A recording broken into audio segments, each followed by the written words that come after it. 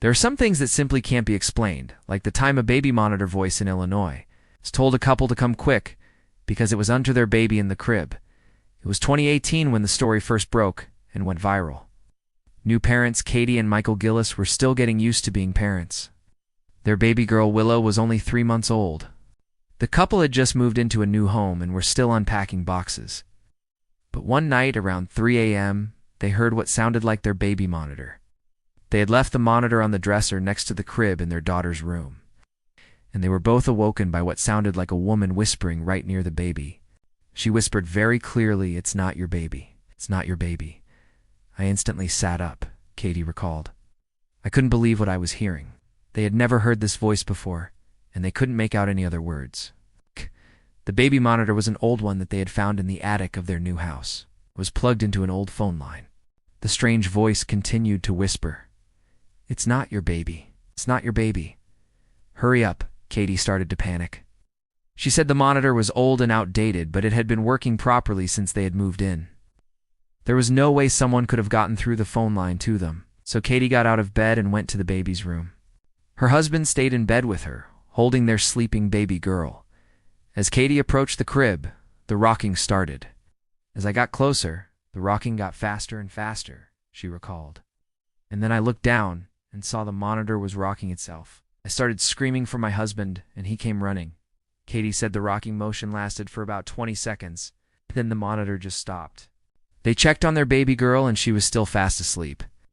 "We kept watching her like a hawk for the rest of the night," Katie said. "We didn't hear or see anything else. But we wondered if it would start again. We were so scared." The parents contacted a local paranormal investigation team. They took the monitor with them, but nothing else ever happened. The team believed that whatever had happened that night was a one-off and not something that could be replicated. However, others online believed that the parents made the whole thing up. A commenter wrote, "This is fake." If you read the news article, they were using an old monitor that was hooked up to an old phone line, so it wasn't plugged into an app or anything like that. Therefore, it's possible someone could have gotten on the line and made it rock. Also, there's no such thing as ghosts. Another added op, "Why does everything always have to be a ghost?" There's also something called technology. Have you tried unplugging the monitor and plugging it back in? A representative from Ghost Research replied to the comments saying, "You seem to be missing the point."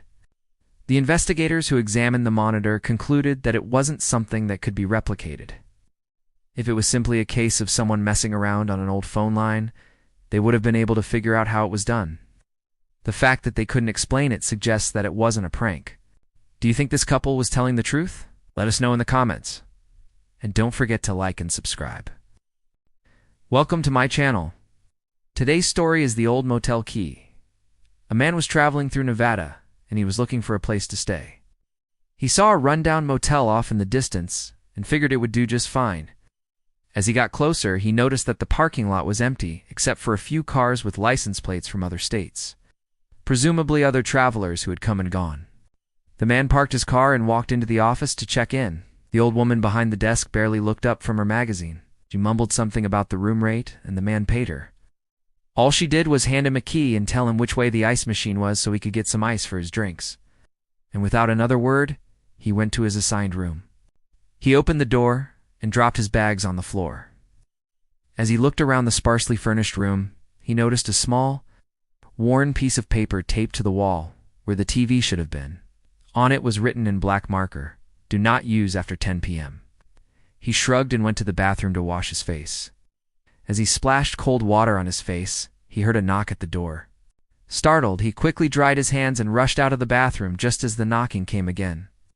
He opened the door to see 2 men in uniform standing there with a smile. "Sorry to startle you, sir," one of them said. "We're here to escort you to your new home." Confused, the man said, "What are you talking about?"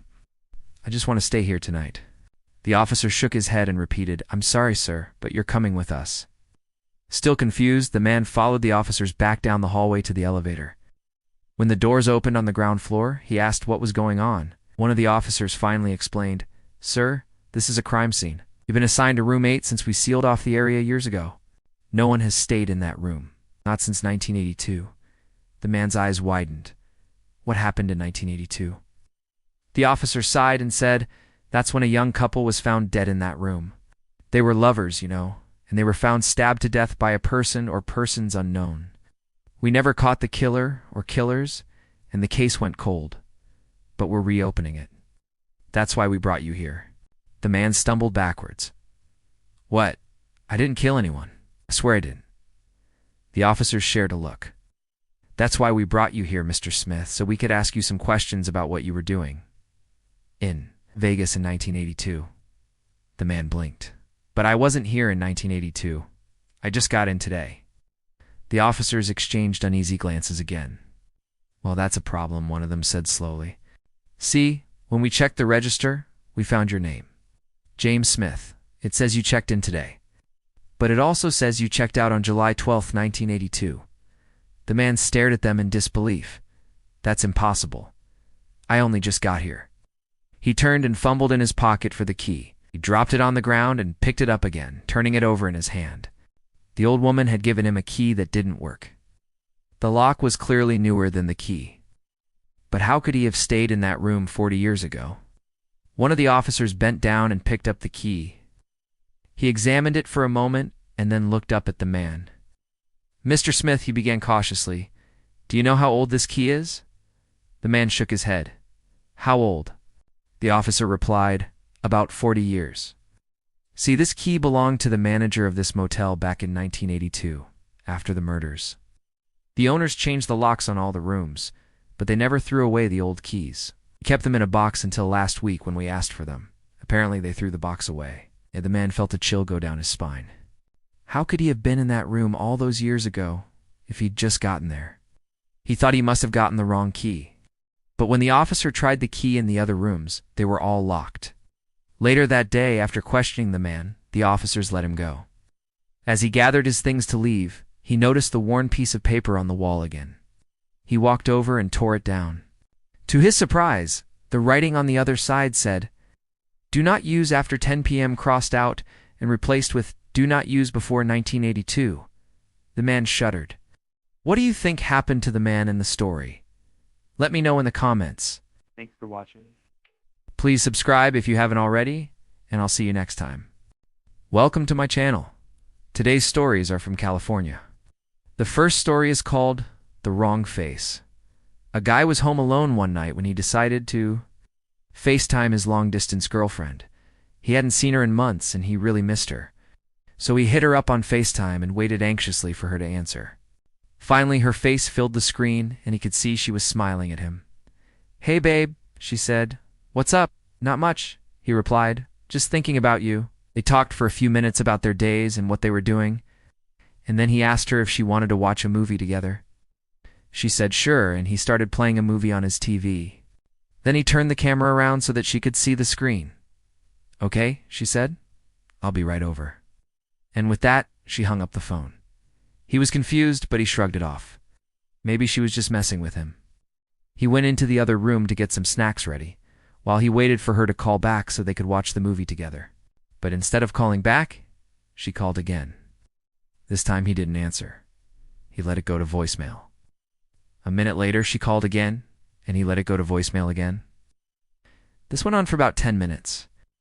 Each time she called, he let it go to voicemail. Finally, she stopped calling. A little while later, there was a knock at the door. He opened it, and there she was holding her phone like she was expecting him to answer. "You didn't answer your phone," she said.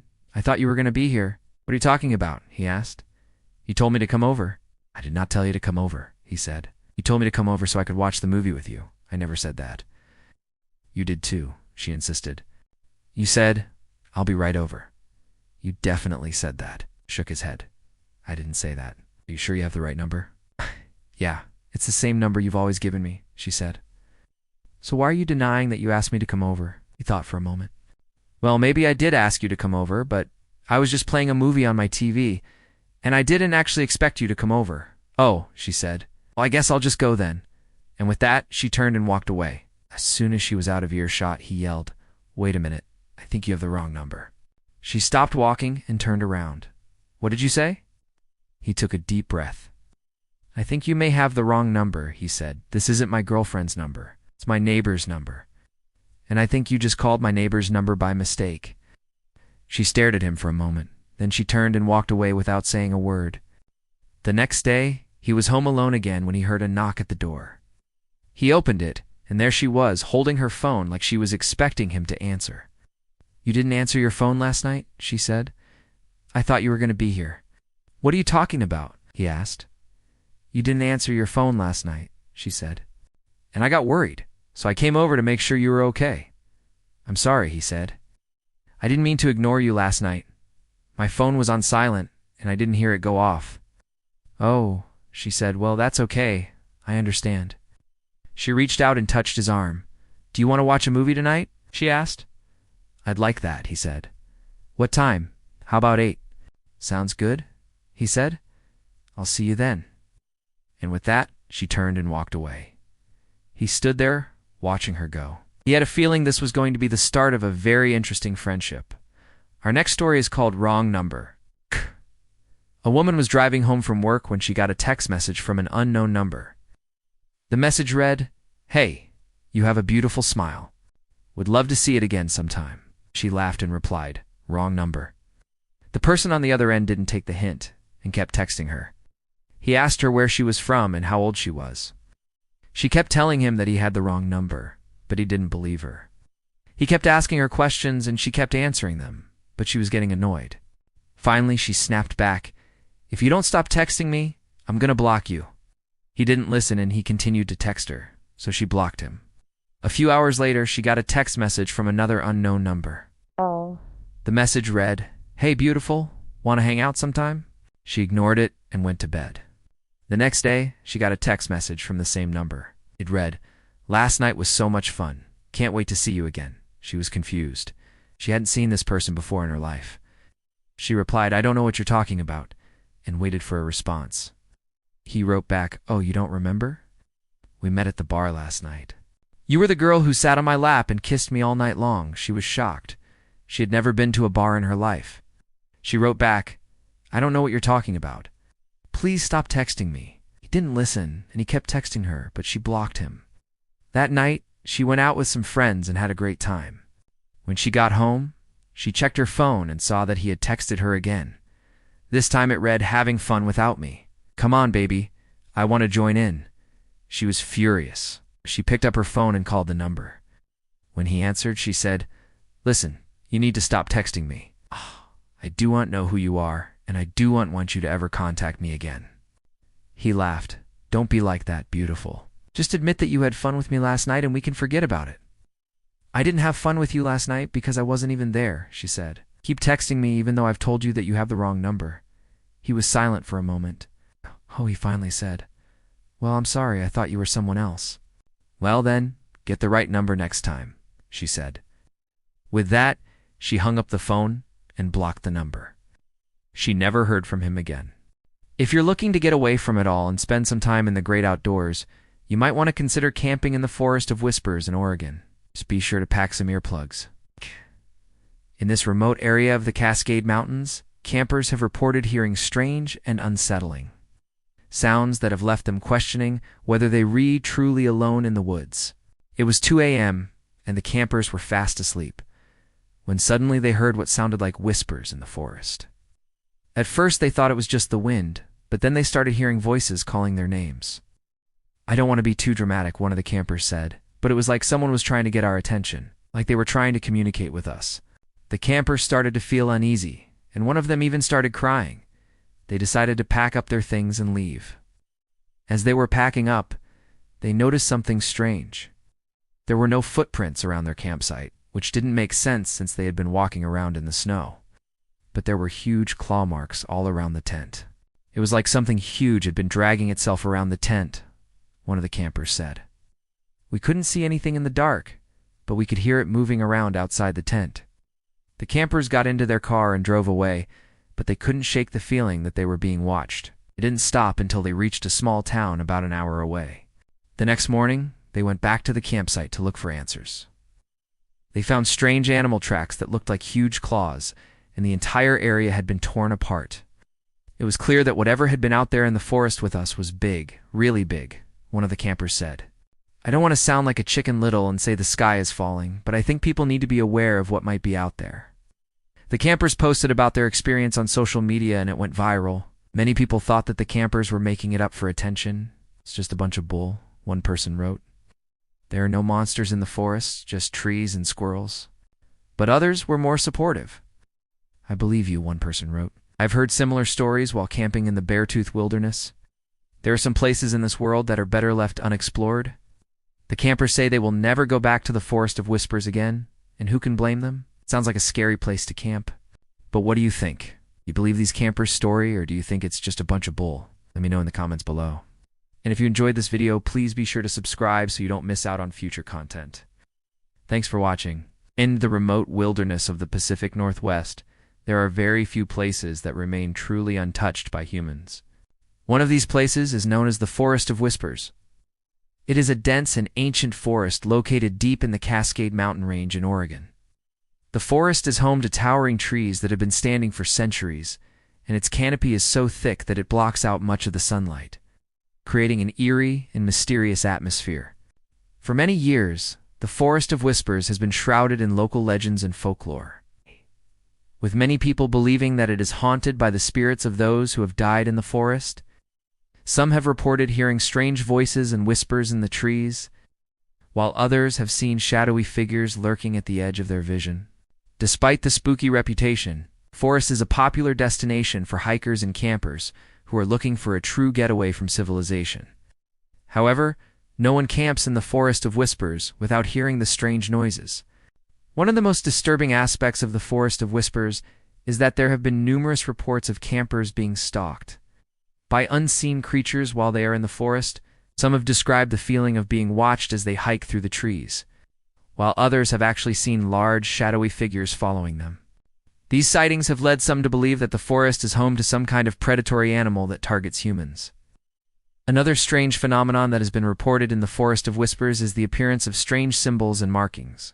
Some hikers have reported seeing strange symbols carved into trees, while others have found mysterious circles of stones that seem to have been arranged in a ritualistic manner.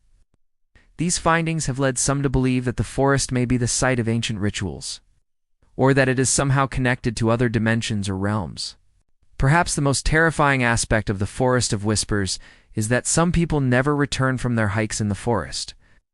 Over the years, there have been several hikers who have gone missing in the forest, and their bodies have never been found. This has led some to believe that the forest is cursed, and that anyone who enters it is in danger of never coming back. Despite the dangers, some people are still drawn to the Forest of Whispers. Some are looking for adventure, while others are simply curious about the strange phenomena that have been reported there. Nice. Whatever their motivations, they should be aware of the risks and take all necessary precautions before entering this mysterious and dangerous forest. Thanks for watching. If you enjoyed the video, please subscribe for more content. See you next time. The woman's name is Emily. She was driving home from a late shift at the hospital. It had been a crazy night in the ER, and she was exhausted. But that feeling of exhaustion quickly turned into one of fear when she pulled into the only gas station that was open. 24 hours, and saw a creepy figure standing right next to her as she pumped her gas. It was about midnight, and the gas station was completely empty, except for Emily and the other person who seemed to have materialized out of thin air. They were standing directly across from her, almost like they were stalking her. Emily tried to ignore him and focus on filling up her car, but that was difficult with him just standing there, staring at her. When she finally looked up at him again, he was even closer, and he had unmoved his lips as if he was silently repeating what she was doing. There was something about the way he was moving that was just off-putting. He was mimicking her actions, but it wasn't quite right.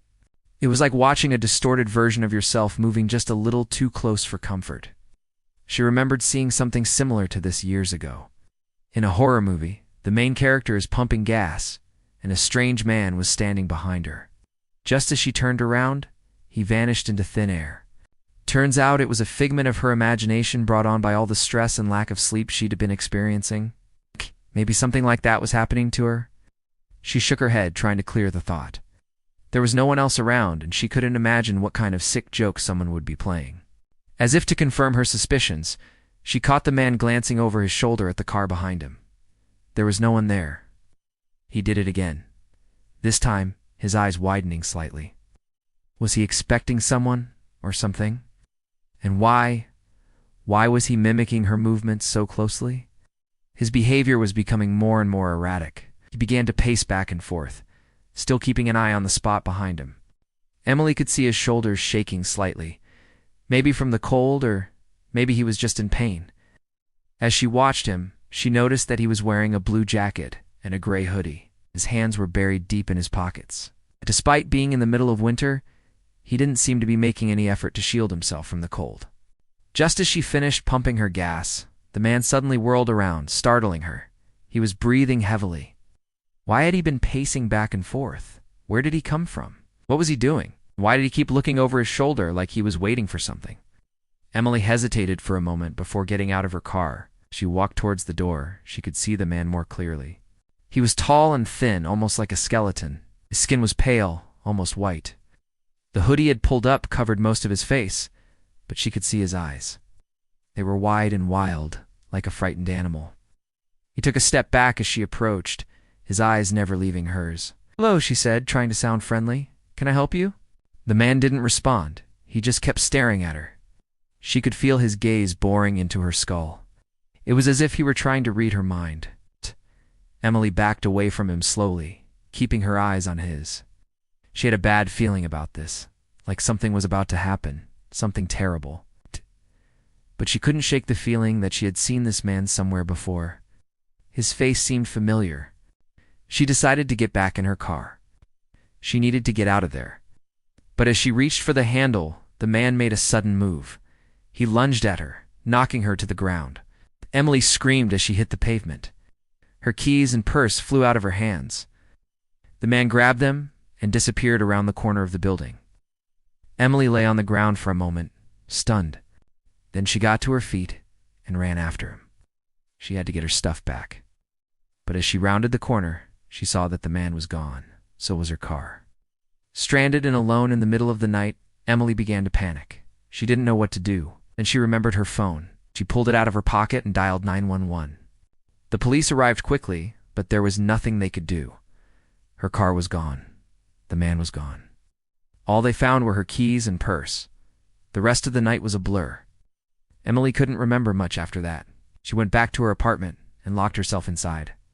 The next day, the police called her to tell her that they had recovered her car. It had been abandoned on the side of a deserted road. They also found the man. He was dead.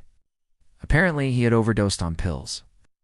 Even though Emily was relieved to have her car back, she couldn't shake the feeling that something was wrong.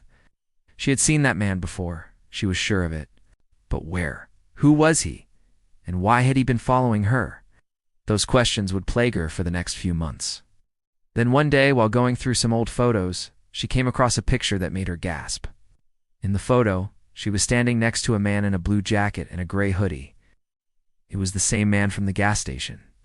But that wasn't the only thing that made her gasp. The man in the photo was holding a gun. Da-da-da-da. That was the last piece of the puzzle that Emily needed to solve the mystery of the man at the gas station. Have you ever seen a ghost? Maybe you've seen one and didn't even realize it. There are plenty of places around the world that are allegedly haunted. And today we're going to be looking at just a few of them. Our first story takes us to New Orleans, where there is a woman dressed in red who has been spotted dancing solo on Bourbon Street. It's Mardi Gras night, and the streets are packed with people.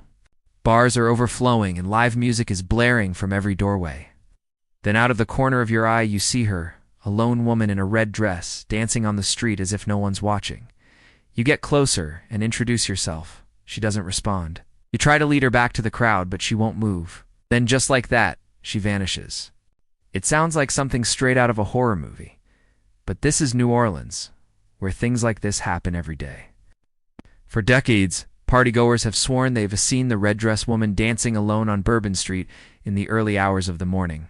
According to legend, she can only be seen between midnight and 3 a.m., when the veil between the living and the dead is at its thinnest. She appears on the corner of Bourbon and St. Peter, dressed in a red dress and dancing a jig. And while she may look like a fun-loving party girl, she isn't interested in joining the party. If you try to talk to her or touch her, she will vanish into thin air, leaving behind the smell of sulfur. But who is she, and why does she dance alone on the streets at night? Nobody knows for sure, but there are plenty of theories. Some say she's the ghost of a former prostitute who died under mysterious circumstances. Others say she's the spirit of a voodoo priestess who was murdered by jealous lovers. There's even a story that she's the daughter of a wealthy family who danced the night away in her red dress and never came home. But as with all ghosts, the truth is that no one knows what really happened to her. One thing is for sure, though.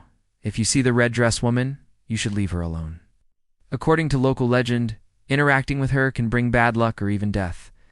That might just be a story to keep people away, though, because let's face it, who doesn't want to dance with a ghost? Well, maybe those who have seen her before. One man who introduced himself to the red dress woman says he felt an immediate chill and saw his breath form in front of him like it was winter. He tried to lead her back to the crowd, but she wouldn't budge, so he called her a cab. As the car pulled up, she looked at him and then turned to walk away. When he reached out to touch her, his hand went straight through her body.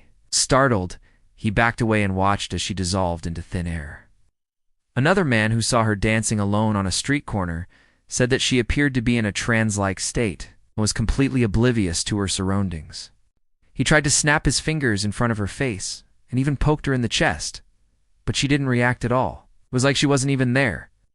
Perhaps the most terrifying encounter with the red dress woman was reported by a bartender who saw her enter his bar and walk up to the counter.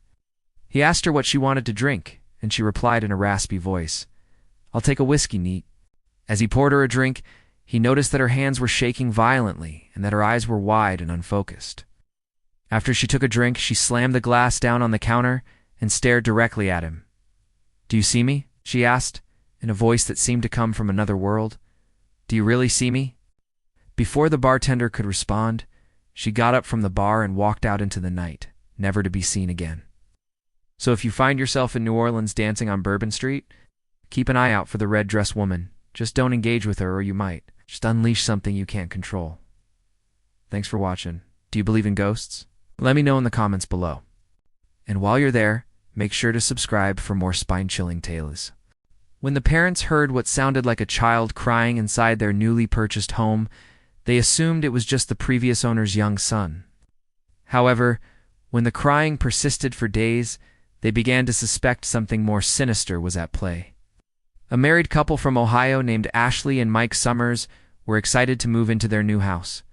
The deal had fallen through on the house that they had been eyeing for months, so they jumped at the chance to rent this place.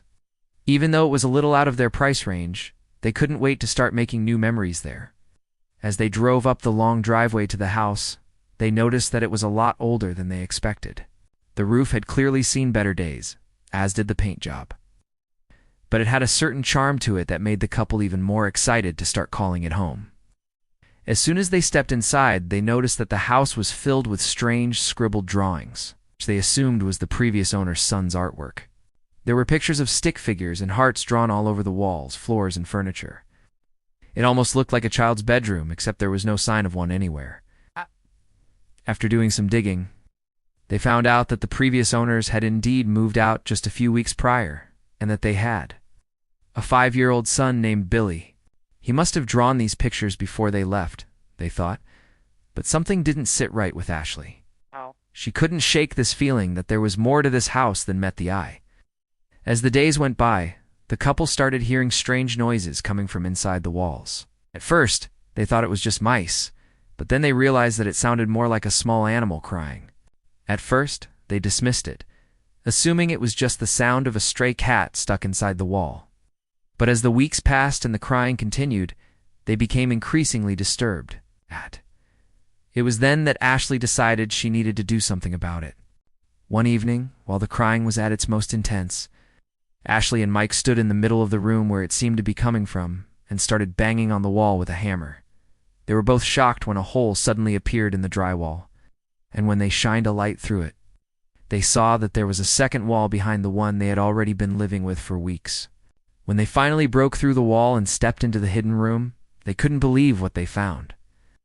It was covered floor to ceiling with the same strange drawings that they had seen all over the house, and it looked like they had been done by the same child. But how could this be? If Billy had drawn these pictures before moving out, why would there be a whole room full of them? And why did it take them weeks to start hearing crying inside the wall? It was then that they noticed something strange about the drawings. Many of them were dated, and the most recent one was from just a few weeks ago. Suddenly, it all made sense to them. In a panic, they called the police and told them about the situation. When the officers arrived, they searched the room thoroughly but found nothing. There was no sign of any recent activity or any indication that anyone had been living in the room. The police eventually concluded that it was most likely an elaborate hoax. Someone had purposely created the secret room and planted the drawings in order to scare the new owners. But who would do such a thing and why? To this day, Ashley and Mike have no idea who was behind it. But they were glad that they were able to uncover the truth and put an end to whatever it was that was haunting their home. Thank you for watching. If you enjoyed this video, don't forget to leave a like and subscribe for more content. They took a picture with a mysterious man in the background. A teenager from Pennsylvania was hanging out with her friends one night when she decided to take a picture of them during their sleepover. When she looked at the image later, she noticed something strange in the reflection of the window. There seemed to be a tall figure standing behind her and her friends, shrouded in darkness, only its face obscured by a black hood. The girl had no idea what the figure was doing there or who it even was. And that's not the only strange thing about the photo. You'll probably want to take a closer look at the picture yourself to see if you can spot what else is wrong with it. What did she see? It all happened in the small town of Lancaster, where 18-year-old Cheyenne Sellers lived with her mother, stepfather, and 2 younger siblings. On the night of September 27, 2017, Shane was hanging out with some of her closest friends, 19-year-old Destiny, 17-year-old Novelle, and 14-year-old Liliana. They were watching movies, eating popcorn, and enjoying each other's company. The 4 girls were best friends and practically sisters. They did everything together. And this particular night was like any other. That was until Shane decided to snap a pic of her friends and send it to her boyfriend. When Shane looked at the photo later on, she couldn't help but cringe at how goofy her friends looked. But that's when she noticed something strange in the reflection of the window. Standing behind her and her friends was a tall, shadowy figure also looking at them. What made the figure even more eerie was the fact that it was wearing a black hoodie and seemed to have its face covered. Who was this mysterious person? Why were they lurking around the house? Was it even a person? Shane had no idea. She decided to take another picture, but this time the figure was gone. As for the first picture, well, she couldn't help but notice something strange about it. Besides the obvious dark figure standing behind her and her friends, there was something else that was off about the photo. If you haven't figured it out yet, let me spell it out for you. BLAHEMUF.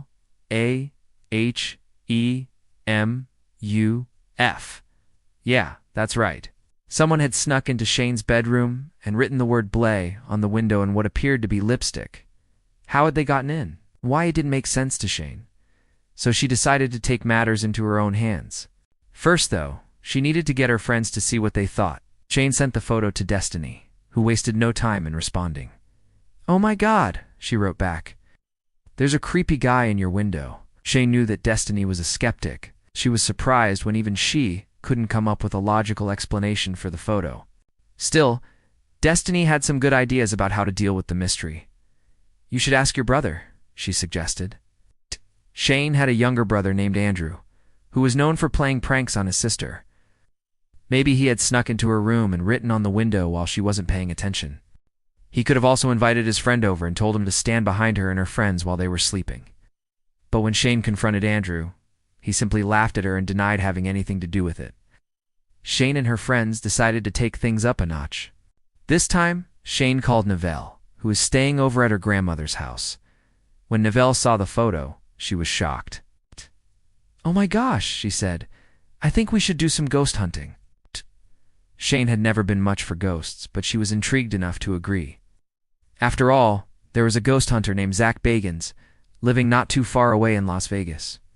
Surely he would be able to shed some light on the mysterious figure in the photo. In the end, though, Zach came back with more questions than answers. He told Shane that he could undo an investigation over the phone, and that she would have to bring the girls to his office in Vegas. Although Shane and her friends were excited at the prospect of being on TV, they weren't about to jump on a plane without their parents' permission. Plus, Shane had school the next day and couldn't just take off, so the ghost busting would have to wait. But Shane was determined to find out what was going on. The most likely explanation was that someone had broken into her house, sneaked into her room, and written on the window. Then they had stood behind her and her friends, hoping to startle them when they looked at the photo. But who would do such a thing? And why? To be continued. Did you enjoy this spooky story? Let us know in the comments. And don't forget to subscribe for more terrifying tales. If you stay in hotels a lot, it's likely you've stayed in a haunted hotel at some point. Some people claim that the spirits of former guests or staff members linger in certain rooms, interacting with the living and sometimes even harming them. From creepy crawlies to strange smells to full-on ghostly apparitions, there are all kinds of haunted hotels around the world. One of the most terrifying types of haunted hotels is the one where the room temperature can be raised above freezing. That would be an absolute nightmare for anyone who gets a room like that in the middle of winter. In today's video, we will look at one of these places, the Frozen Hotel Room in Alaska. Located near Anchorage, the Evergreen Lodge is a favorite spot for tourists and locals alike, offering cozy accommodations and stunning views of the nearby mountains and forests. However, one guest room stands out from the rest. Room 12. It all started when a couple of guests complained about waking up in the middle of the night shivering and freezing cold. At first, they assumed that it was just a particularly chilly night and the room wasn't heated properly. But as time went on, they realized that this wasn't the case. No matter how much they cranked up the heat, the room remained freezing. They could literally breathe visible clouds in the room. Concerned about their health, they reported the issue to the hotel staff, who were equally baffled. The staff had actually received similar complaints about room 12 before, but they had never experienced anything like this. Even when the staff checked the room during the day, they found that the temperature couldn't be raised above freezing. As word of the mysterious frozen room spread, more and more guests began avoiding room 12. The hotel staff, desperate to find a solution to the problem, tried everything they could think of, from turning off the heating system in other rooms to check if that would raise the temperature in room 12 to calling in an exterminator to see if there was a trapped animal in the walls, but nothing worked. One day, a maid was sent to clean room 12 as usual. As she opened the door and stepped into the freezing cold room, she noticed something strange. The mirror in the bathroom was fogged up, and when she wiped it clean, she saw a message written in lipstick. "Help." The maid's heart skipped a beat. Was someone trapped in the room? She immediately called the manager over to take a look, but by the time he got there, the fog had cleared, and there was no sign of anyone else in the room. The staff continued to investigate, but they never found any evidence of a person being trapped in the room. The message in the mirror remained a mystery, and the staff were left to wonder if there was a ghost haunting room 12. Some believe that the room may be haunted by the spirit of a former guest who died in the room under mysterious circumstances. Others believe that the room is simply cursed.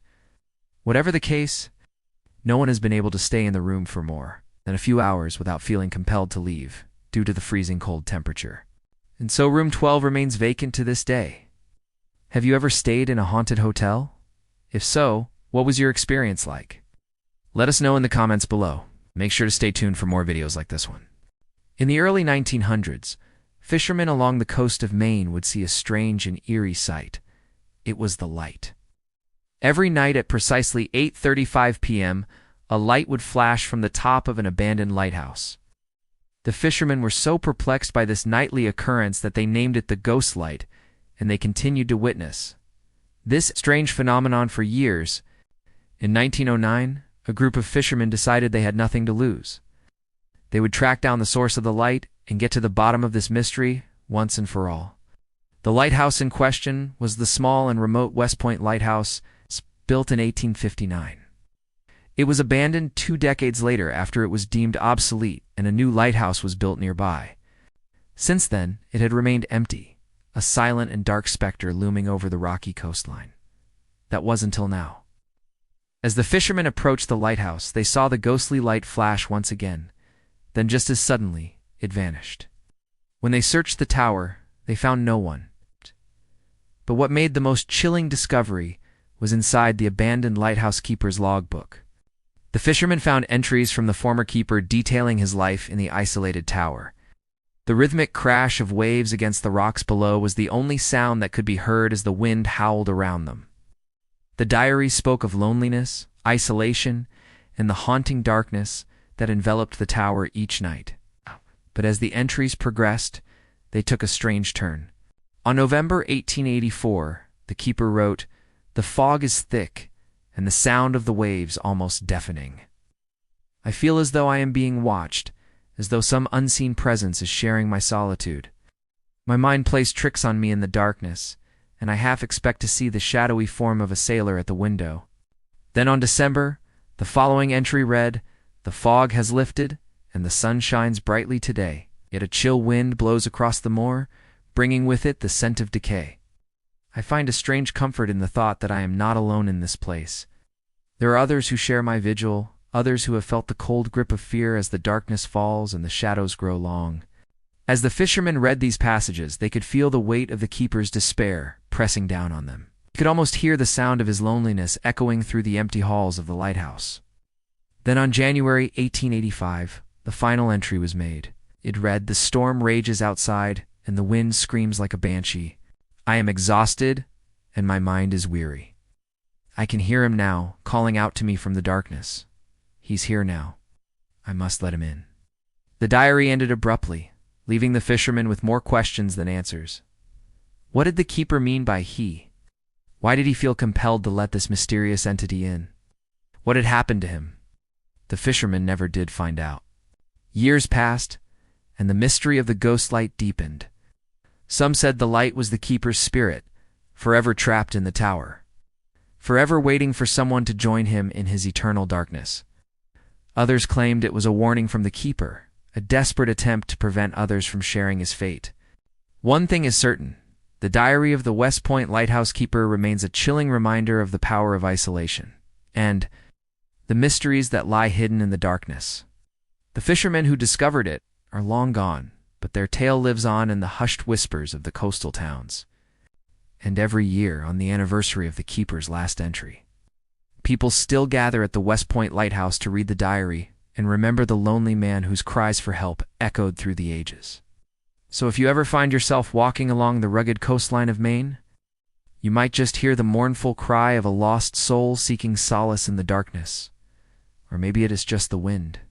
But if you do see a faint light flickering in the distance, don't be fooled by its welcoming glow. For it may just be the ghostly light of West Point leading unsuspecting visitors to a fate worse than death. Thank you for watching. Would you dare visit the abandoned lighthouse? Let me know in the comment section down below.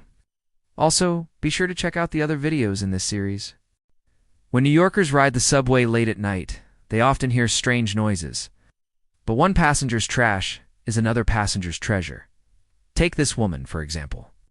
She was riding the 6 train home from a night out when she heard what sounded like scratching coming from the tunnel walls. So she whipped out her phone and recorded it. And upon playback, she realized that the noise was actually voices chanting in what sounded like Latin.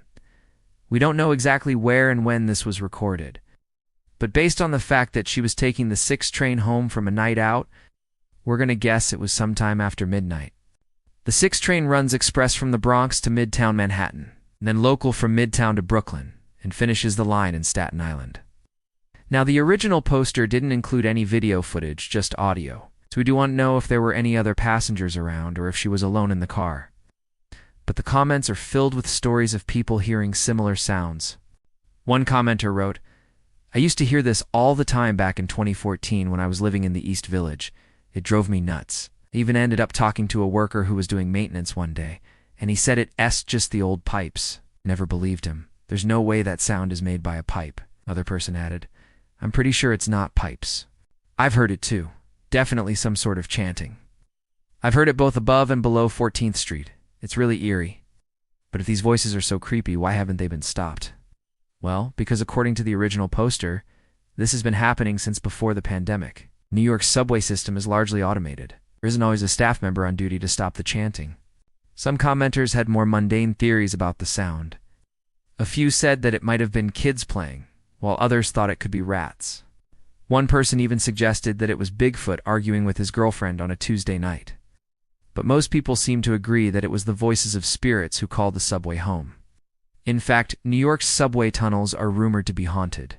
Back in 2020, Bustle published an article detailing the supposed ghosts of the subway. According to the piece, A man named Archibald DeVale is the ghost most commonly seen and felt on the trains. He died in 1908 after falling into a construction hole and getting crushed. Since then, people have reported seeing his ghost, smelling his cigar smoke, and feeling his presence in the tunnels. There are also rumors of a woman in white who haunts the one train and the phantom smell of lilacs that appears every time a woman dies on the tracks. And although we can't confirm any of these stories, there is one documented ghost. The Lady in Red. Her real name was Helen Viola, and she was an actress who died on the job in 1988. Now, her ghost is said to roam the subway tracks near the theater district, looking for her next big break. So the next time you ride the subway late at night, keep your eyes and ears open. You never know what you might see or hear, unless it's the Ghostbusters. Then please, get off the tracks. Thanks for watching. If you're a New York local, share your spooky subway stories in the comments. And if you're visiting New York, come back after midnight and take the 6 train. You're welcome. It was late at night, and 3 hikers were backpacking in the backcountry near a campground in Colorado. They had been hiking for hours and were exhausted. So when they finally made it to their campsite, they decided to set up camp and go to bed. As they settled in, one of the hikers noticed something strange in the fire pit. There were glowing embers where there had been none just moments before, and the logs were moving. The group described it as a campfire that was not there a minute ago. Now it's roaring like a bonfire. It was big enough to roast marshmallows. The orange glow cast eerie shadows around the tent as the wind carried the smell of burning wood. Curious, one of the hikers, who was a dental hygienist, walked closer to investigate. And that's when the campfire blinked out. As she screamed, her flashlight beam landed on dozens of fresh human teeth in the ashes. The discovery made her blood run cold. Teeth were scattered around the remnants of the fire, some still whole, others broken and charred. And they appeared to be very recent, meaning whoever had been camping here had left only minutes before. The group quickly packed up and ran to their car, driving away as fast as they could. They didn't stop until they were 100 miles away from the campsite. This terrifying tale was recounted by one of the hikers years later. She said she could unbelieve what she had seen, and that she still gets freaked out thinking about it. The discovery of human remains in a campground would certainly be alarming. But is this really a case of cannibalism, or something more sinister? Let's take a closer look at the details. These campers stumbled upon a site that had apparently been used for cooking, as there were also remnants of a campfire and burnt pots in the area. At first they thought the teeth might have come from an animal, perhaps a bear or mountain lion. But the teeth were still warm and the campfire was still smoldering. If the teeth belonged to an animal, they would have likely been picked clean by scavengers. Plus, there were no other signs of wild animals in the area. Another detail that didn't add up was the location of the campsite. It was in a remote part of the forest, several miles from the nearest road. How did the person or persons responsible for the remains get them there? Even if someone had been camping out in the woods, how would they transport a bunch of teeth without anyone noticing? What makes this story even stranger is that similar incidents have occurred in the same area. Over the years, there have been reports of mysterious fires and strange teeth found in the surrounding campgrounds. Some believe these may be connected. In 2013, a man named Peter Matson was camping with his 2 sons when he discovered a small fire containing human teeth. He had been searching for arrowheads when he came across the site and initially thought the teeth may have been part of a Native American burial ground. However, he contacted local authorities who confirmed that there were no known burial grounds in the area and no record of any missing persons. Then, in 2016, a woman named Shannon reported finding something similar while camping with her family. She and her husband were awoken in the middle of the night by what sounded like screams in the forest. In the morning after, of course, not sleeping at all, they went to check the fire pit. And in the ashes, they found several human teeth. Could these cases be connected? Is there a serial killer or ritualistic murderer living in the area who has been camping out and disposing of their victims' teeth? Or could there be some other explanation? One possibility is that the people discovering the teeth were simply misidentified as human. After all, animal teeth can sometimes look similar to human teeth, especially if they're small and the enamel is worn down. Additionally, people can sometimes mistake animal bones for human bones, which has led to many a cryptid being identified incorrectly. Another possibility is that these are all false memories created by hypervigilant campers.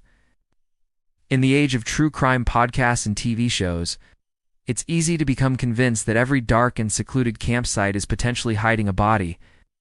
And if you're already convinced that something sinister is lurking in the woods, it's easy to interpret ambiguous objects as evidence of foul play. So what do you think? Are these campers really witnessing ritualistic killings? Or are the bodies something else entirely? Share your thoughts below. And don't forget to stay tuned for more videos like these.